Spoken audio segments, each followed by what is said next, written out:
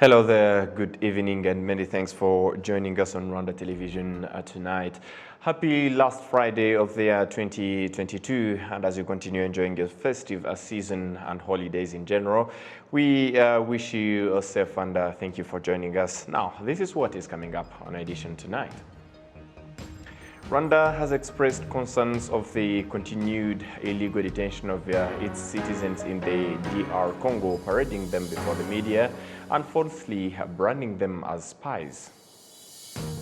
According to the Ministry of ICT and Innovation, by the end of next year, all financial institutions of the SACCOS sector will be using technology in the service, since 68 SACCOS sector or institutions have this technology ready.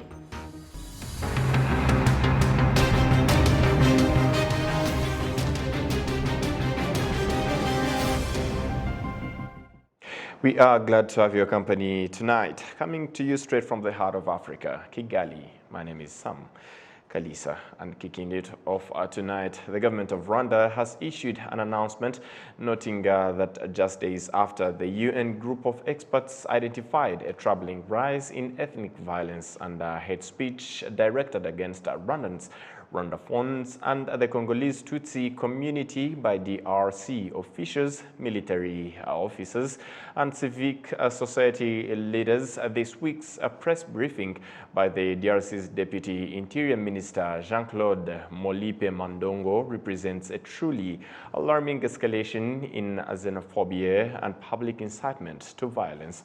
The statement goes on to say that Rwanda is deeply concerned about the fate of two Rwandan citizens, Dr. Juvenal Nshimiyimana and Moses Mushabe, both staff of the African Health Development Organization, detained in Kinshasa since August this year, who were presented as spies to the media at the briefing held on Tuesday during this week. It notes that this parading of alleged spies is straight from a playbook that has now recognized all too well, pointing out that leaders who are either unable to unwilling to account for their own failures seek to fuel ethnic division and point the finger to of course outside forces. It goes on to stress that nobody in the Great Lakes region is under any illusion as to where the leads or how great the toll is exerts. An observation was also made that in an ominous conference on the genocide in Rwanda, officials on Tuesday's press briefing accused the Rwandan detainees of planning to shoot down plane carrying the Congolese president, and also alluded the further arrests of more people linked to the African Health Development Organization, a deliberate attempt to further inflame Congolese public opinion. The announcement concludes by urging leaders in the DRC to de-escalate the hateful rhetoric and return back from the path they seem to be choosing.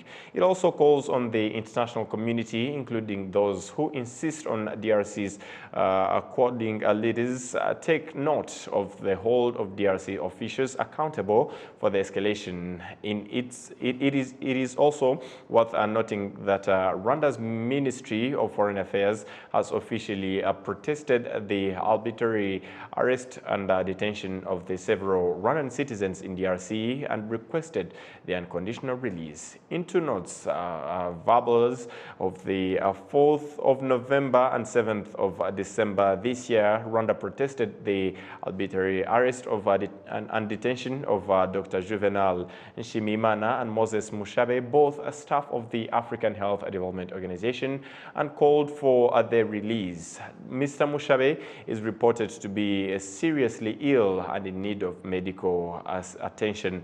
Dr. Juvenal Nshimiyimana has previously served as the country representative of UNAIDS in the Democratic Republic of Congo. And moving ahead to other matters, according to the Rwanda's Ministry of ICT and Innovation, by the end of next year, all financial institutions of the Savings and Credits Corporation, commonly known as SACCOs, will be using technology in their service delivery, since 68 SACCOs have already this technology in use. Jessica Agasaro with the report. It will be 2 weeks at the headquarters of Sako Mutete sector in Gicumbi region, since they have received this technology that will help the people to receive fast services. Work is now underway to put the information of over 1,000 members into this technology for over 9,000 members that Sako has. Although there is still a lot of work to be done to integrate this information into technology, it is beginning to be clear to the public that this technology will speed up the way they receive services. They were going to search files, and now I'm seeing a change because they are no longer going through files. It's much faster.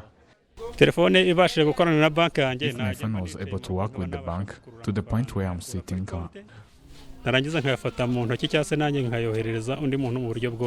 Before noon, outside the Mutete Sako sector, there were many people waiting to be paid. But after being put into the technology, as the manager of the Mutete Sako, Munyaneza Papias, explains, that there are no longer the delays because they put them into the system after being given a secret number known as a code.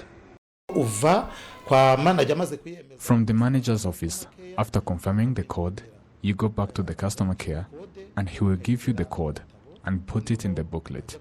Then go to the teller and they will use the scanner that will open your account.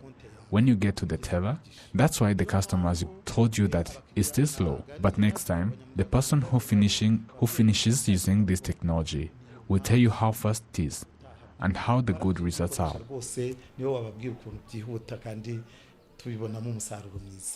By the end of next year, 2023, all SACCOs will have included technology in the way they give all services, including loans, which is why it requires attention, as explained by the officer in charge of putting government services in technology, Munezero Angelos.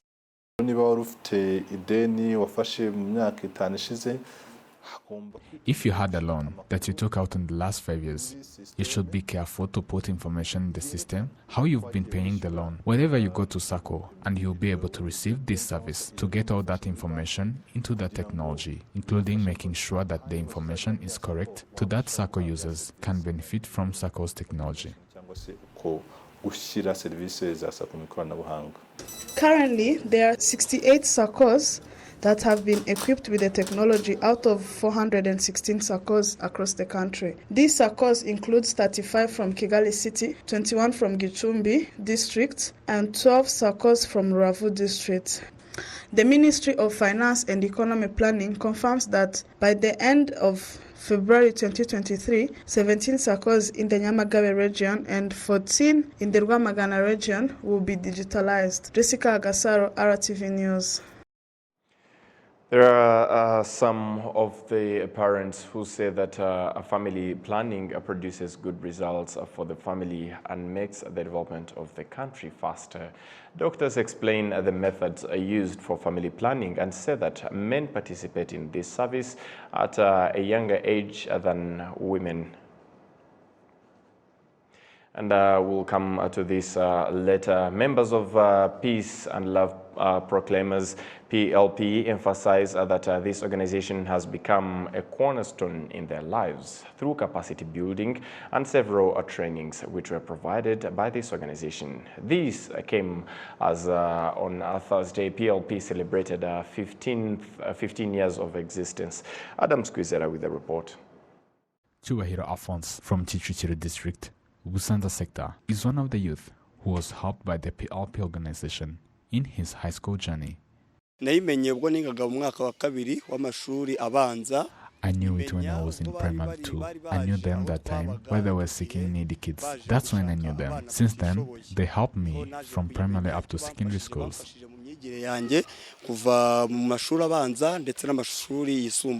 PLP engages in various give-back activities such as PLP Mega Care and PLP Academy, which empowers young people to grow and develop skills like public speaking, leadership skills, entrepreneur skills, and peace building. As Jisuiso Gayal and Uwasi Daisy expresses how this organization impacted their lives as well. I think PLP is the foundation of it all the skills, like the leadership skills. I'm still using it, leading my company, the negotiation skills and the fundraising skills. So I think it has a big part in my heart and in my journey. I learned discipline. I learned that discipline is restricting yourself from something you want in order to focus on something that you need. So I learned that, and as well, it has helped me to be determined and lead others well at school and in every activity that I do. So generally, POP has positively impacted me.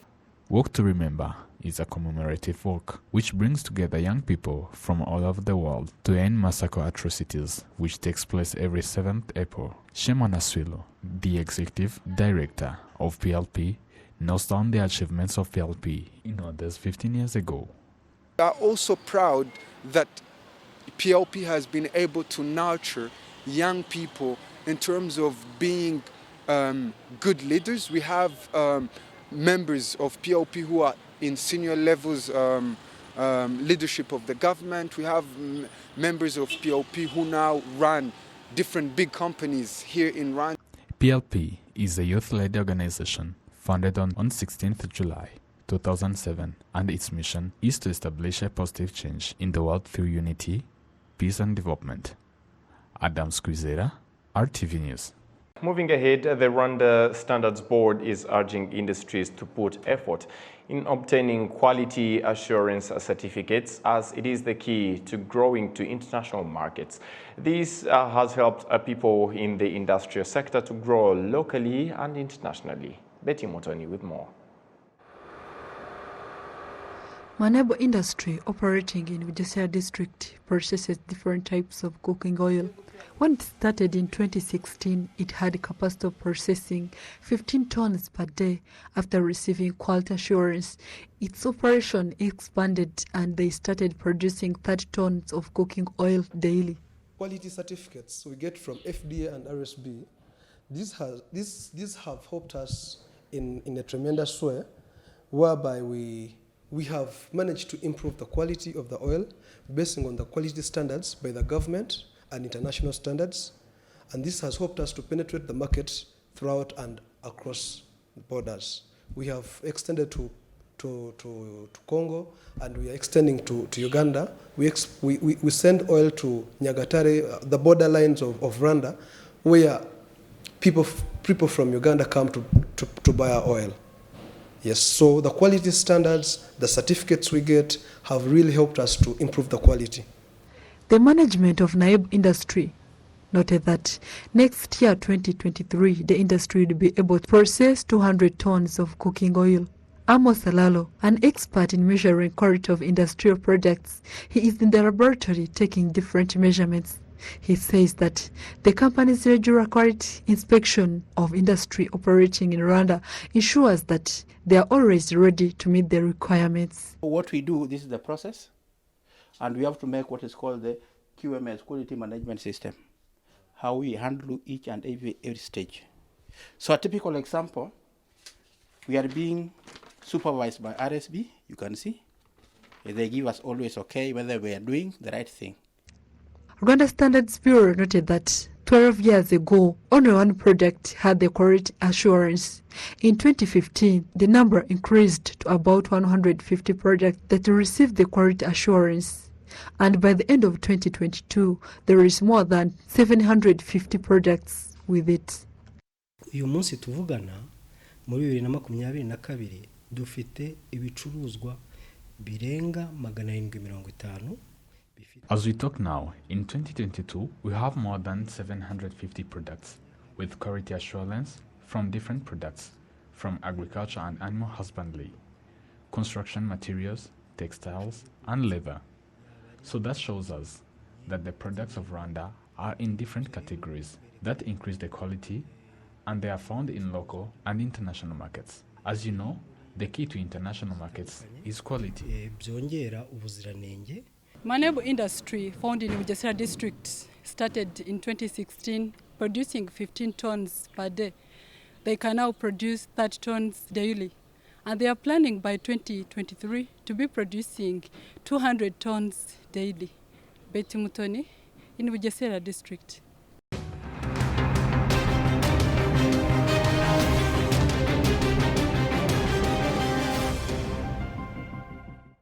It was great to have your company tonight on behalf of the entire news production as well as the technical team. Thank you for being with us on this edition of Rwanda Television News. We wish you to continue enjoying your holidays, but responsibly. And up until next time, my name is Sam Kalisa. Goodbye.